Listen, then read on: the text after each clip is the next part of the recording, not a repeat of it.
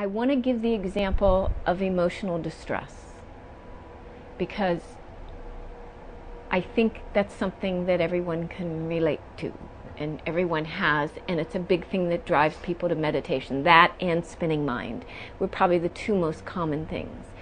And one practical strategy of working with it, now I'm just going to say this, it's not the same as doing it, and to do it guided is a lot easier, but when you're emotional and have an emotional event happening, a helpful strategy for, this is the 20 minutes you're going to be sitting, would be to notice the body sensations of the emotion. Emotions are thought process that throws logs in the fire and the body goes, right? And fear gets tight and anger gets heat and, whatever. How it manifests. There'll be physical sensations of emotions. And this is what I've learned from acting.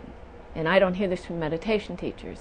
If I'm directing actors, there's no such thing as having one emotion.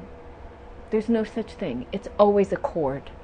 There's always a lot of emotions. At this moment, you just came from something. There's something happening in your life.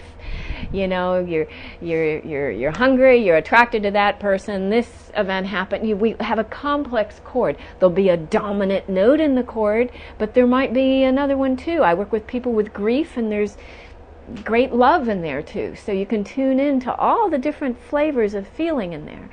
But when you're in a distressed place, and before, it's kind of like wine. You taste a lot of wine, you begin to go, oh, a woody oaky, I don't, but I hear people say this stuff, what, woody oaky with fruit overtones, or whatever it is. That's over my head. I'm not quite able to do that, but I can do that with sensations of emotional experience. Because if you spend enough time looking at where the sensation of fear arises in your body, it's going to be the same place and quality, whether it's mild anxiety or a panic attack. Panic attack may take more space, be more intense. But you get to know where all these are in your body, and you can start to distinguish them. But it's not important that you distinguish them, just for the first basic working of emotion. If you have an emotion and you can just look at the body sensation component of that, is there going to be internal talk? Yeah. Are there going to be images? Yeah. Just let that be there and really feel.